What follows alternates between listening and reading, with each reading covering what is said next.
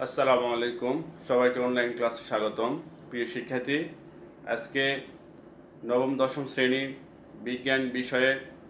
বিজ্ঞান বিভাগের রসায়ন শিক্ষার্থীদের জন্য আজকে তৃতীয় অধ্যায়ের ইলেকট্রন সমূহের যে বিন্যাস পদ্ধতি রয়েছে, অর্থাৎ ইলেকট্রনের বিন্যাসের সাধারণ নিয়মের কিছু ব্যতিক্রম নিয়ে আমরা আলোচনা করব। আশা করি তোমরা সবাই অনেক মনোযোগী হবে এবং এই মনোযোগের মাধ্যমেই তোমরা ইলেকট্রনের যে বিন্যাস পদ্ধতি রয়েছে এবং এই বিন্যাস পদ্ধতিতে যে কিছু ব্যতিক্রম রয়েছে এইটা সম্পর্কে তোমরা সবাই জানতে পারবে। তো আমরা আজকে তাহলে আলোচনার বিষয় হচ্ছে ইলেকট্রন বিন্যাসের সাধারণ নিয়মের কিছু ব্যতিক্রম।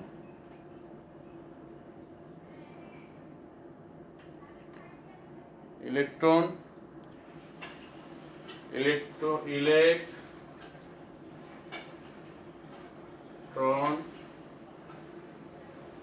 বিন্যাসের সাধারণ নিয়মের কিছু ব্যতিক্রম। তো সাধারণভাবে আমরা ইলেকট্রনের বিন্যাস পদ্ধতিগুলো দেখতে গেলে যেটা দেখতে পাই সেটা হচ্ছে যে ইলেকট্রন সাধারণভাবে দেখা যায় যে একই উপশক্তি স্তর, অর্থাৎ যে সকল ইলেকট্রনগুলো একই উপশক্তি স্তর, যেমন পি ও ডি অরবিটালগুলো রয়েছে, যদি পি এবং ডি অরবিটালগুলো অর্ধপূর্ণ থাকে বা অর্ধেক পূর্ণ থাকে, অর্থাৎ এই পি ও ডি অরবিটাল যদি অর্ধপূর্ণ থাকে, অর্থাৎ P3 D5, তাহলে দেখা যায় যে ওই অরবিটালগুলো বা সম্পূর্ণরূপে যদি পূর্ণ থাকে, অর্থাৎ বা P6 D10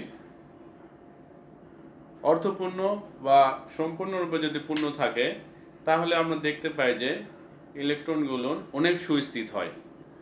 অর্থাৎ যদি কোনো অরবিটালের কোনো উপশক্তি স্তরের অরবিটালগুলো অর্ধপূর্ণ বা সম্পূর্ণরূপে পূর্ণ থাকে, তাহলে এখান থেকে দেখা যায় যে এই ইলেকট্রন বিন্যাসগুলো স্থিতিশীল হয়।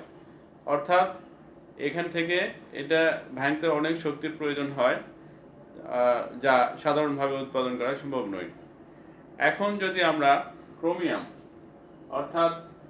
ক্রোমিয়ামের ইলেকট্রন বিন্যাসের দিকে তাকাই,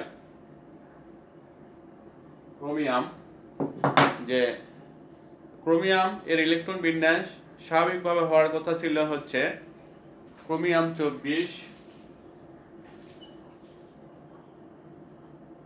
1s 2s 2p6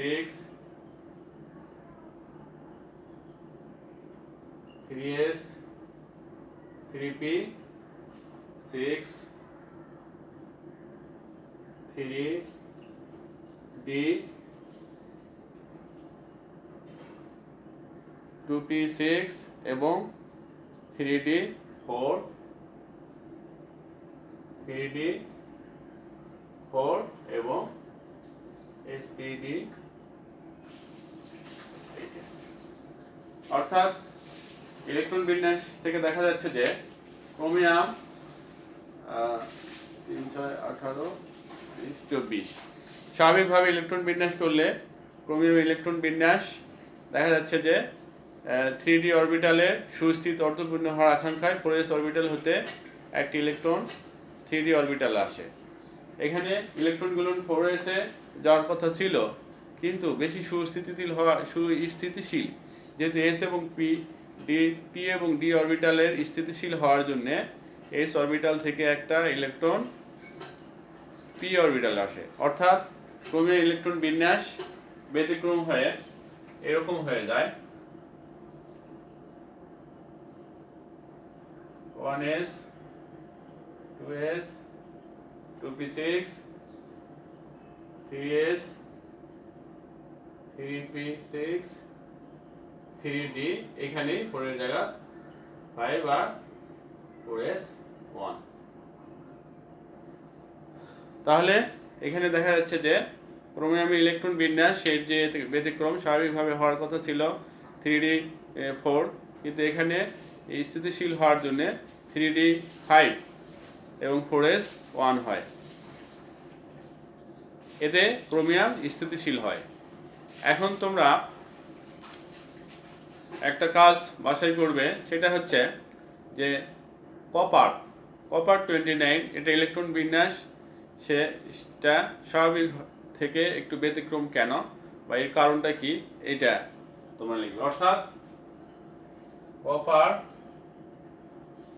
29 এই ইলেকট্রন বিন্যাসটা তোমরা বাছাই করবে। এখন আমরা আইসোটোপ সম্পর্কে আলোচনা করব। আইসোটোপ হচ্ছে আইসোটোপ যে ইলেকট্রন বিন্যাসের পরবর্তীতে যে আইসোটোপগুলো রয়েছে, অর্থাৎ আইসোটোপ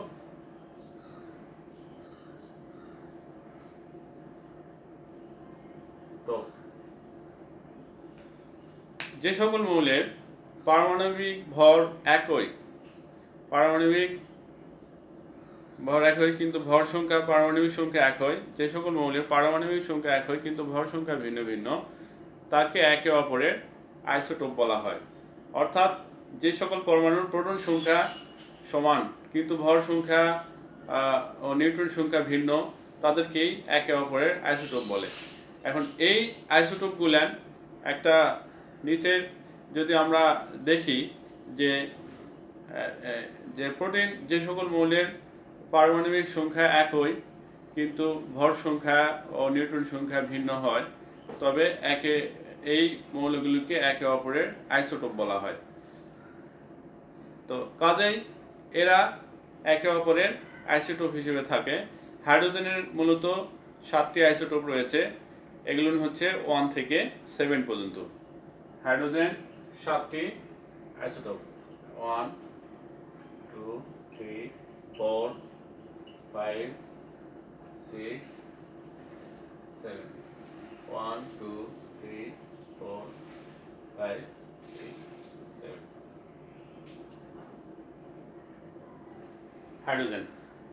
হাইড্রোজেনের মূলত এই 7টি আইসোটোপ রয়েছে 1 2 3 4 5 6 7। তো এর মধ্যে এই হাইড্রোজেনের যে 7টি আইসোটোপ রয়েছে, এইগুলোর মধ্যে সকল আইসোটোপই প্রকৃতিতে পাওয়া যায় না, আবার সবগুলো ল্যাবরেটরিতেও প্রস্তুত করা যায় না। এর মধ্যে শুধু 3টি আইসোটোপ প্রাকৃতিক পরিবেশে বা প্রকৃতিতে পাওয়া যায়। অন্যান্য যে আইসোটোপগুলো রয়েছে, এই আইসোটোপগুলো মূলত ল্যাবরেটরিতে প্রস্তুত করা হয়। তো আমরা এই আইসোটোপগুলোর বিভিন্ন কাজ রয়েছে, যে এই আইসোটোপগুলো হচ্ছে চিকিৎসা এবং স্বাস্থ্য, কৃষিক্ষেত্রে, রোগ নিরাময়ের ক্ষেত্রে, উন্নত জাতের ফল তৈরি করতে বা বিভিন্ন ধরনের তেজস্ক্রিয় রশ্মি এবং গবেষণাগারে প্রচুর পরিমাণে কাজে লাগানো হয়। এখন হাইড্রোজেনের যে 3টি আইসোটোপ রয়েছে, এই 3টি আইসোটোপ প্রকৃতিতে পাওয়া যায় এবং অন্যান্য যে আইসোটোপগুলো রয়েছে এইগুলো হচ্ছে ল্যাবরেটরিতে প্রস্তুত করা হয়। এখন হাইড্রোজেনের যে 3টি আইসোটোপ, এই 3টি আইসোটোপ আমরা এখন দেখতে পারি যে প্রোটন সংখ্যা একই কিন্তু ভর সংখ্যা ভিন্ন ভিন্ন হওয়ার কারণে একে অপরের আইসোটোপ বলা হচ্ছে। এটা আমরা এখন দেখব। হাইড্রোজেন বা প্রোটিয়াম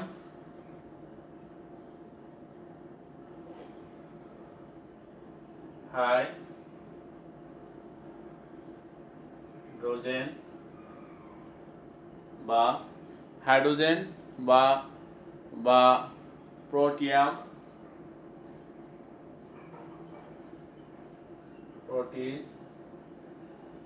হাইড্রোজেন বা প্রোটিয়াম, এটার সংকেত হচ্ছে H1 যেটা প্রোটিয়াম। এর প্রোটন সংখ্যা হচ্ছে 1 এবং ভর সংখ্যাও 1।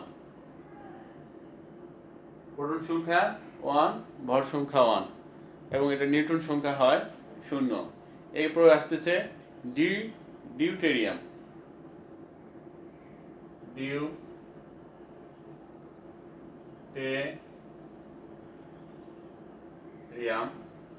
এটাকে ডিউটেরিয়াম, অর্থাৎ এই প্রোটন সংখ্যা একই কিন্তু ভর সংখ্যা ভিন্ন ভিন্ন।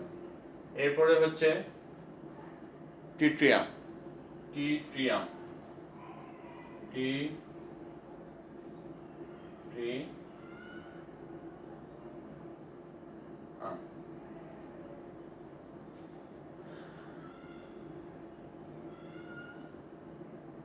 তাহলে হাইড্রোজেনের যে তিনটা আইসোটোপ রয়েছে, এগুলো হচ্ছে হাইড্রোজেন বা প্রোটিয়াম, ডিউটেরিয়াম এবং ট্রিটিয়াম। এগুলো হচ্ছে প্রোটন সংখ্যা, সবার প্রোটন সংখ্যা হচ্ছে 1। এখন এদের হচ্ছে ভর সংখ্যা 1, 2, 3। তাহলে আমরা এখন নিউটন সংখ্যা বের করব কিভাবে? প্রোটন সংখ্যা ভর সংখ্যা থেকে প্রোটন সংখ্যা, যদি আমরা প্রোটন সংখ্যা Z ধরি এবং ভর সংখ্যা A ধরি, তাহলে আমরা ভর সংখ্যা A ধরি, তাহলে নিউটন সংখ্যা A - Z। এইখান থেকে আমরা প্রত্যেকটা নিউটন সংখ্যা বের করতে পারি। তাহলে A - Z হলে হাইড্রোজেনের 0, হাইড্রোজেনের নিউটন সংখ্যা হচ্ছে 0। এরপর ডিউটেরিয়াম হচ্ছে 2 বিয়োগ 1, অর্থাৎ 2 বিয়োগ 1 হলে 1। এরপর ট্রিটিয়াম হচ্ছে 3 বিয়োগ 1, তাহলে 2।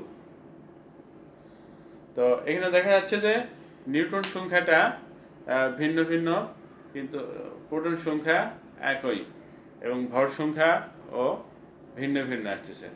তো সুপ্রিয় শিক্ষার্থীরা, আশা করি তোমরা আজকে এই আইসোটোপ সম্পর্কে জানলে এবং পরবর্তীতে যদি কোনো সমস্যা হয়ে থাকে তোমাদের, তো তোমরা আমাকে জানাবে মেসেঞ্জারে, কিংবা যোগাযোগ করবে, কিংবা কোনো সমস্যা থাকলে তোমরা আমাকে জানাবে, আমি ইনশাআল্লাহ সমাধান করে দেওয়ার চেষ্টা করব। আজকের ক্লাস এখানেই সমাপ্ত। সবাইকে ধন্যবাদ জানিয়ে এখানে শেষ করছি।